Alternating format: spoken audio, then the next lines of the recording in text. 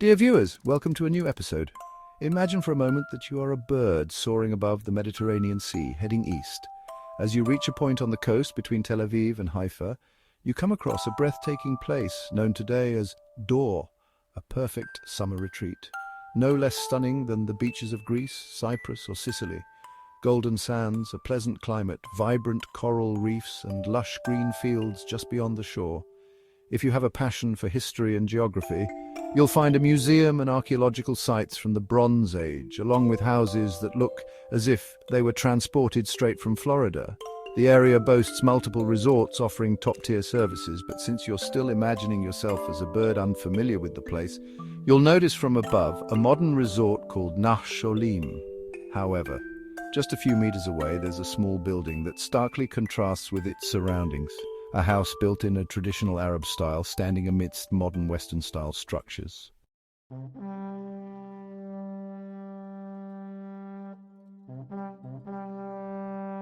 In 1991, a local resident decided to build a diving center next to this house. He brought in workers and equipment and began excavation, but suddenly they stopped. They had uncovered human remains buried not too deep beneath the surface. The site was hastily covered and they left, never returning. A fisherman named Fuad Hasadia from a nearby Arab village called Al-Fureidis witnessed the incident. Curious, he asked the project owner, "Why did you abandon the site?" The owner replied, "We found bones from Napoleon's time." Fuad knew otherwise. He responded, "No, these are the bones of Palestinians massacred in 1948 and buried here."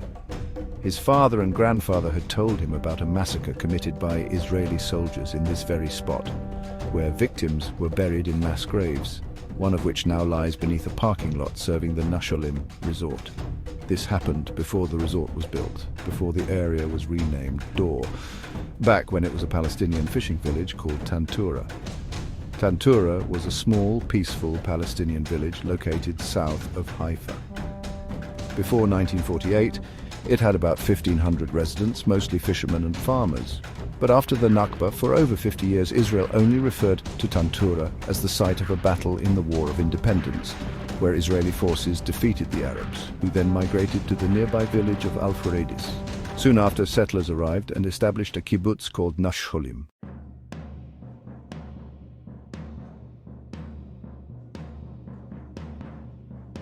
This narrative remained unchallenged until 1998, when an Israeli university student named Theodore Katz published his master's thesis at the University of Haifa. During his research, Katz interviewed veterans from the Alexandroni Brigade, the Israeli military unit responsible for the assault on Tantura on May 22, 1948. From these testimonies, Katz uncovered a chilling truth. What happened in Tantura wasn't a battle, it wasn't a fight between two armies. The villagers, with their limited weapons and lack of combat experience, never stood a chance. The so-called battle was over before it even began. Surrender should have meant survival, but for the villagers of Tantura, it marked the beginning of a massacre. On the night of May 22nd and into the morning of May 23rd, Israeli soldiers stormed the village. First, they separated men from women. The women were stripped of their valuables, money, gold, anything of worth, and were forced to leave the village with no idea where to go. As for the men, they were rounded up near the seashore, right by the same old Arab house I mentioned earlier. And when I say men, I don't mean just adults. Any boy who looked over 13 years old was considered a man. And there, the executions began. The testimonies collected by Teddy Katz were horrifying. These accounts were later featured in a documentary called Tantura, directed by Israeli filmmaker Alon Schwartz. One soldier described how they stuffed people into barrels and shot into them, recalling how he could still see the blood pooling inside. Another veteran revealed that an officer, who later rose to a high-ranking position in the Israeli Ministry of Defense, took out his pistol and executed prisoners one by one on the shore. A third soldier, Amitzur Cohen, laughed as he admitted, "I was a murderer. I didn't take prisoners, I killed them." When asked how many he had killed, he casually replied, "I don't know, I didn't count. I had a machine gun with 250 bullets, and I emptied them all." If this is what the perpetrators admitted to, imagine how much worse the truth really is.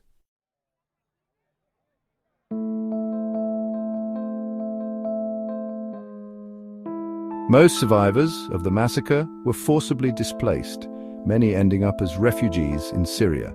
Others still live today in Al-Furaidis, just a few kilometers from where their families were slaughtered. Yet, to this day, no one knows exactly where all the victims are buried.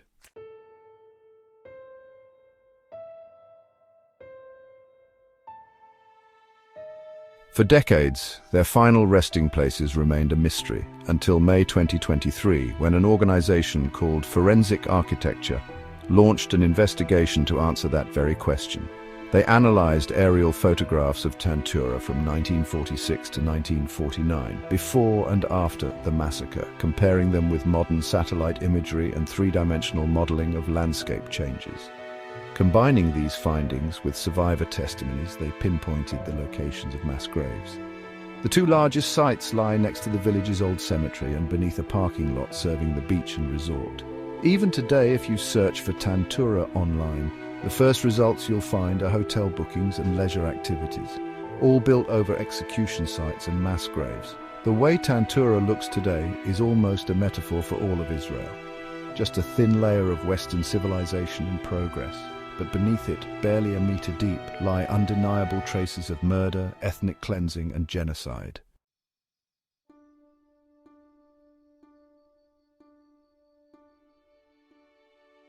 The story that Israel tells about itself, the one taught to children in schools as a national narrative, can be viewed in two ways, either as a collection of lies or as a collection of lies that we need to understand, so we can grasp why the world believes them so easily. This narrative begins with the ancient Jewish kingdoms in Palestine, which were destroyed along with the Temple of Solomon. According to this version, from the year 70 AD, Jews were scattered across the world for 2,000 years, enduring discrimination and persecution, culminating in the Holocaust. As a means of survival, the remaining Jews supposedly decided to return to the land of their ancestors. That's the first part of the story, the part where Israel presents itself as a weak and vulnerable nation, winning sympathy and making it easier to sell the rest of the tale. The rest of the story can be found in Israeli 6th grade geography textbooks, which describe the return of brave Jewish settlers who bought the land and began cultivating it with modern technology, but that's not enough. The book paints an even clearer picture for the reader. It goes on to say that when the settlers arrived, they found the land in ruins and full of swamps. So what did they do? They dug wells for fresh water, used fertilizers to make the land arable, developed new construction techniques and drained the swamps, eliminating malaria, which had been devastating them. They even built cities like Tel Aviv, the first port in the region. And here's an interesting detail. The coastline near Tel Aviv is shallow, making it difficult to construct a port. But the settlers succeeded. If you reflect on this part of the story, you'll see its purpose: to inspire admiration and portray the settlers as weak individuals who, when given a chance, overcame their hardships. Sounds familiar? It mirrors the narrative of the white settlers in North America who built the United States. By this point in the story, two key objectives have been achieved: sympathy and admiration. But every story needs something crucial: conflict. And for conflict, you need a villain. The first villain in the Israeli narrative is, surprisingly, the British Mandate. But this isn't a traditional villain. This villain hinders Jewish migration and tries to crush their dream of building a state. Imagine, the villain is trying to stop Jews from escaping European extermination and finding safety in their new homeland. So, as a listener, you're naturally inclined to hate this villain. Why won't they let them escape? And you root for the moment when the hero will finally defeat them. The Israeli narrative doesn't present just one hero. It offers many. Figures like Menachem Begin, Yitzhak Rabin, Ariel Sharon and Shimon Peres. These men joined military organizations such as the Haganah, Irgun and Lehi. And if you look closely, you'll notice the clever naming choices. Lehi means fighters for the freedom of Israel. So, the story is structured to present an armed group called Defenders of Freedom. Of course, you'll sympathize with them. Of course, you'll believe their sacrifices and bravery forced Britain to withdraw. You'll even celebrate with them when Britain's departure is framed as liberation from colonial rule and Jewish emancipation from historical exile. You'll celebrate even more when the United Nations announces Resolution 181 in November 1947, partitioning historic Palestine into a Jewish state and an Arab state. Everything I've told you so far, my friend, you know is fabricated.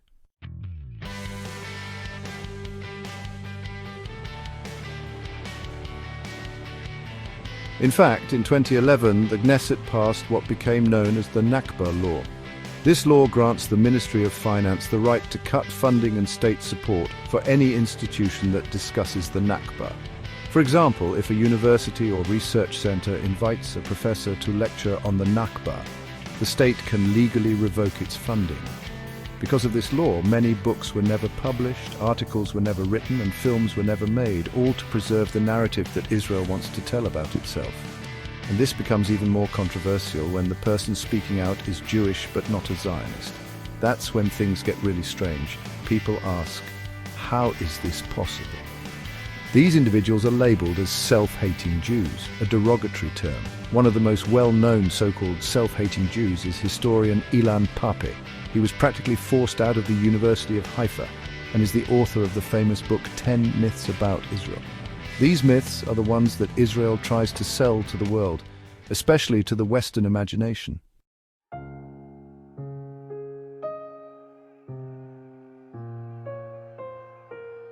Dear viewers, the first myth is the idea that there is a single unified group called the Jews, one people, one race, and one common destiny, who have been persecuted for 2,000 years as a single cohesive entity.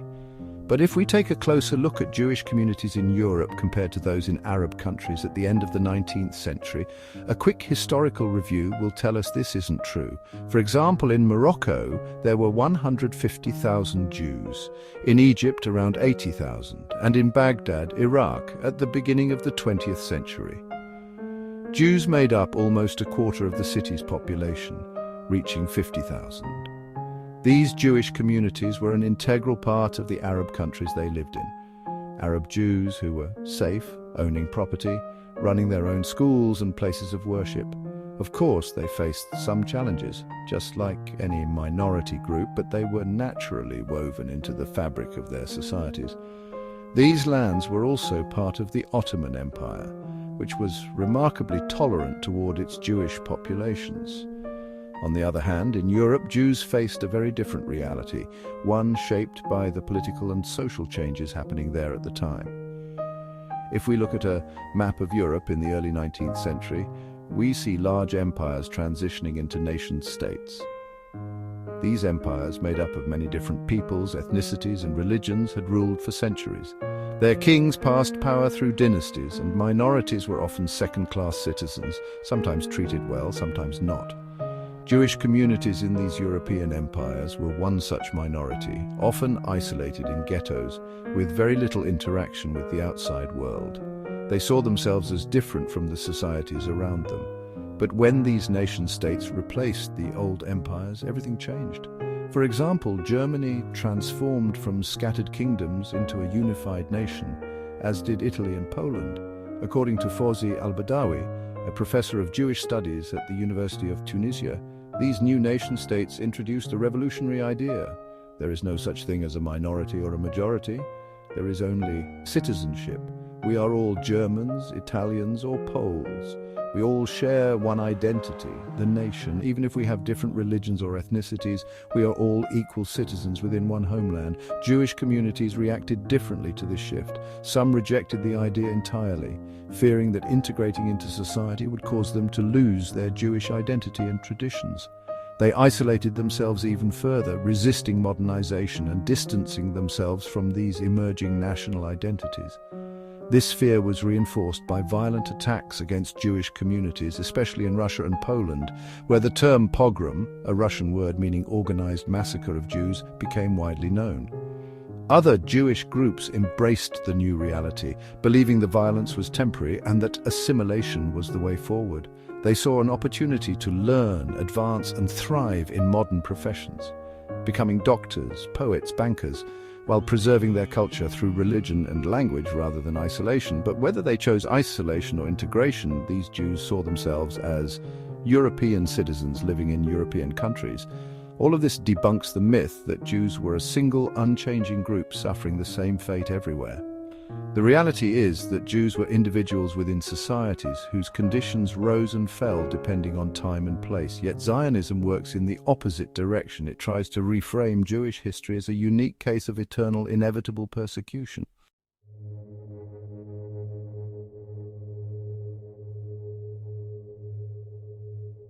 Israeli historian Ilan Pappé, a staunch critic of Zionism, argues that one of Zionism's greatest manipulations was using Judaism as a tool to justify what was, at its core, a colonialist project. Hold on, can you break that down for me? I don't get it, I know you. You love stories, conflict, villains, and drama, right? Let me take you back. In 19th century Europe, Jews were divided. Some sought full integration into society, while others resisted it. One of those who believed in assimilation was Theodor Herzl, a wealthy Austrian journalist from a Jewish family. He was highly educated, spoke fluent German, and knew little Hebrew beyond shalom. His connection to Judaism was minimal. Some even say he was borderline atheist. Wait a second. Herzl, the founder of Zionism and the father of Israel, wasn't religious and wanted to integrate into European society? Yes, exactly. This is his coming-of-age story. In 1894, Herzl was in Paris covering the trial of Alfred Dreyfus, a Jewish officer in the French army accused of spying for Germany. The case shook France. Some believed in Dreyfus's innocence, while others saw him as a traitor. It was a typical legal drama: trials, protests, media frenzy. But what struck Herzl wasn't just the controversy itself. Some anti-Dreyfus protesters weren't chanting death to the traitor, but rather death to the Jews. Right in Paris, the heart of the Enlightenment and modernity. Some sources argue that Herzl exaggerated this claim, but regardless, this event became a turning point for him. It shattered his belief in Jewish assimilation. So, did he turn to isolation instead? No, he took a third path, one that was neither integration nor isolation. He turned to an idea that was barely known or popular among European Jews at the time: Zionism. Wait, weren't Jews always Zionists? No. Zionism as a concept didn't even originate with Jews. It emerged in the 16th century among certain Protestant Christians, particularly in Britain. Their belief was that Jews should return to Jerusalem and rebuild the temple as a prelude to the second coming of Christ. This idea persisted into the 19th century but remained largely irrelevant to Jewish communities. When Jews heard these Christian Zionist ideas, their response was often sarcastic. "Oh, so you don't want us as citizens? You just want us to leave while you keep your rights?" We see how it is. But Jewish Zionism, particularly Herzl's version, was something different. Egyptian writer Said Yassin, in his book The Anatomy of the Israeli Mind, describes it as an ideology built on a deep sense of victimhood. Jewish Zionism, especially as formulated by Herzl, was rooted in the belief that anti-Semitism wasn't just a passing prejudice, it was an eternal, universal force. According to this view, all non-Jews, deep down, harbor an inherent hatred for Jews, whether they realize it or not. A Zionist might even argue that if you ask a 4-year-old whether he likes Jews and he innocently says, "Sure, I guess," the reality is that he just doesn't know it yet. Zionism sees the non-Jewish other as inherently hostile, not because of anything Jews do, but simply because they are Jews. Thus, the only solution is for Jews to create a state of their own, pure, exclusive, free of outsiders. No integration, no coexistence, just a Jewish majority in absolute control. Herzl solidified this idea in his book, The Jewish State. Okay, but wait, who exactly are the Jews? A good question. I don't have a clear answer, but I can tell you the Zionist definition. Zionism treats Jews not merely as a religious group, but as a distinct, pure race, a nation bound by blood, not just belief. Unlike other religions, Judaism doesn't actively seek converts, nor does it traditionally encourage intermarriage. Zionism took this exclusivity a step further, shaping Jewish identity into something closer to an ethnic or racial category. Scholar Badiar Amin notes that another key tenet of Zionism is the idea that Jews can only be victims, never oppressors. A Jew may be poor or rich, powerful or weak, but he is always oppressed by others, never by fellow Jews. Remember when I told you about the concept of self-hating Jews? Jews who criticize Zionism? That's because Zionism struggles to reconcile internal Jewish dissent. If all Jews are supposed to be part of a single unified nation, then a Jew who opposes Zionism isn't just disagreeing, he's betraying his own people. In short, Zionism is built on the belief that the entire world hates Jews, that anti-Semitism is an eternal force, and that even those who aren't anti-Semitic might become so at any moment. Herzl saw this supposed global hostility as the driving force that would ultimately push Jews toward the solution, a state of their own. We are one people, our enemies have united us. Honestly, my friend, I find this idea unsettling, the notion that a group's unity is based on being hated by others. It means your identity is defined by those who despise you. And indeed, without anti-Semitism, Zionism wouldn't exist as we know it. Imagine, my friend, an idea that survives only because the world rejects it. The moment it's universally accepted, it collapses. Herzl believed that anti-Semitism would be the driving force enabling Jews to build their own state. In short, after all this discussion, Zionism emerged as a response to anti-Jewish racism by promoting its own exclusionary nationalism, countering discrimination with a different kind of discrimination. The proposed solution: Jews should have a state of their own. But where? Herzl pondered. Argentina, Uganda, Madagascar, Russia? At first, it had nothing to do with religion. The priority was simply to establish a state, a refuge from the hatred Jews faced among non-Jews. Now, here's the twist, my friend. Most Jewish communities Herzl approached with this Zionist vision reacted with lukewarm enthusiasm. They liked the idea in principle, but weren't eager to pack up and leave. "You go ahead, we'll catch up later," they said. Who were these skeptics? The very Jews who had suffered oppression. Their reasoning: why should we leave the lands we've lived in for generations? We should demand our rights here, and if we do emigrate, it'll be to the new world, America. In fact, by the late 19th century, New York had already become the world's most significant Jewish city.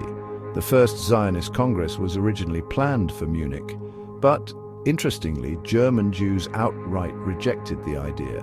Many rabbis even saw Zionism as defying divine will, believing that Jewish exile was God's decree.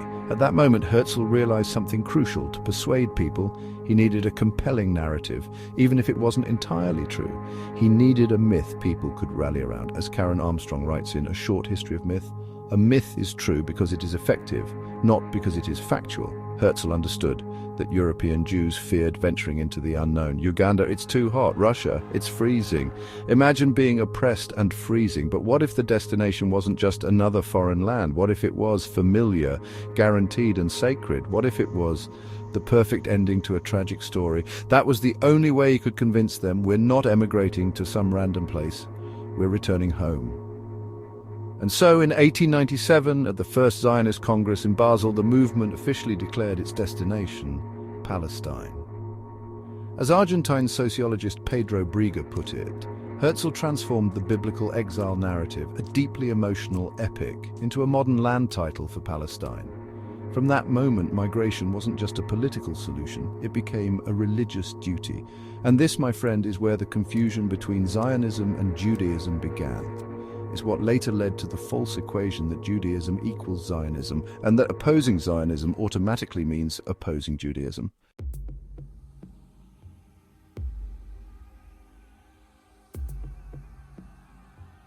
The phrase, "a land without a people," is one of the most famous Zionist slogans. Yet, at the end of the 19th and the beginning of the 20th century, Palestine was a fully functioning society, home to a Muslim majority, along with Christian and Jewish minorities. Despite religious diversity, Palestinian society was culturally cohesive. Take Jaffa, for example, the largest city on the eastern Mediterranean coast at the time.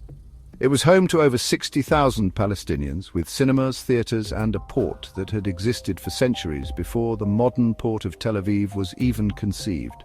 The British survey mission that mapped Palestine between 1871 and 1877 compiled a 12-volume encyclopedia listing over 13,000 place names. So what did Zionists mean by a land without a people? Sociologist Pedro Briga suggests one possible explanation: that the leaders of the Zionist movement, despite their claim of returning to the Promised Land, actually knew little about Palestine. To them, the world was largely Europe.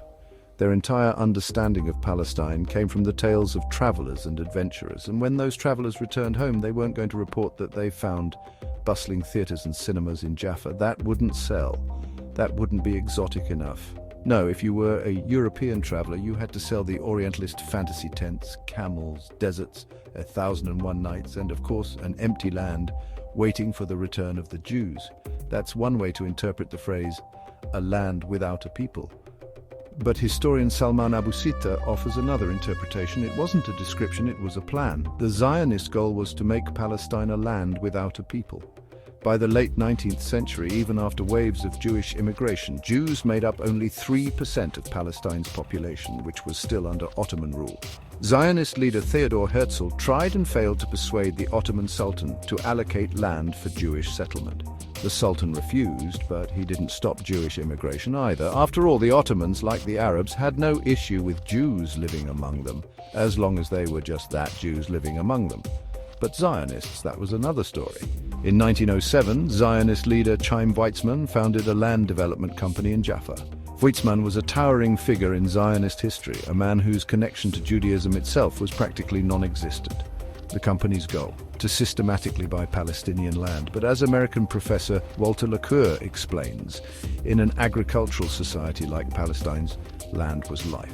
Palestinian farmers weren't willing to sell, especially since these land purchases came with a disturbing condition: eviction. The idea was simple: turn Palestine into a land without a people, so that the Zionist movement could bring in its own people. Since Palestinian farmers refused to sell, the only ones willing to do business were large absentee landlords, people who owned land but didn't live on it. For example, in 1910, a prominent Lebanese family living in Europe sold 200 square kilometers of land in Marj ibn Amer to Zionist land agencies. On the surface, it looked like nothing more than Jewish immigrants moving to a new country and farming the land. But how they farmed it revealed a much bigger plan. From the outset, Zionists implemented 3 strict policies for all the land they acquired: no Palestinian labor. The goal wasn't to farm with Palestinians, it was to replace them. Every worker had to be Jewish. This policy alone displaced 60,000 Palestinians from Marj ibn Amer and replaced them with Jewish migrants. Militarized security. Zionist militias such as Hashomer were established to protect newly acquired land. These militias operated on the assumption that everything beyond their borders was hostile. From day one, Zionist settlers saw their surroundings as a threat, reinforcing their sense of exclusive ownership, economic segregation. Zionist settlers didn't come to trade with Palestinians. They came to create a self-sufficient Jewish economy. Palestinian businesses were deliberately excluded. The settlers were here to establish Jewish products, Jewish businesses, and Jewish labor only. This wasn't just a short-term tactic. It became a defining feature of Zionist strategy for the next century. Though not always immediately apparent, some Palestinians understood the danger early on. As early as 1909, Palestinian newspapers like Al-Kamil were already warning of Zionist expansion. But Jewish immigration continued. By the eve of World War I, the Jewish population of Palestine had doubled from 24,000 to 50,000. Yet despite this increase, it was still clear that Zionist colonization would take at least 100 more years at this pace. And so, as any ambitious movement looking to speed things up would ask, where do we find an investor? And the perfect investor? Britain.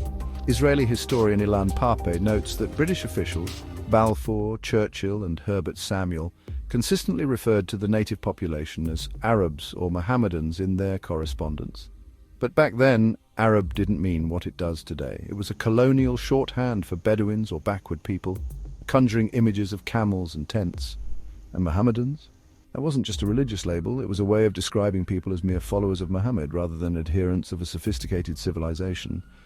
The British saw Palestinians as just that,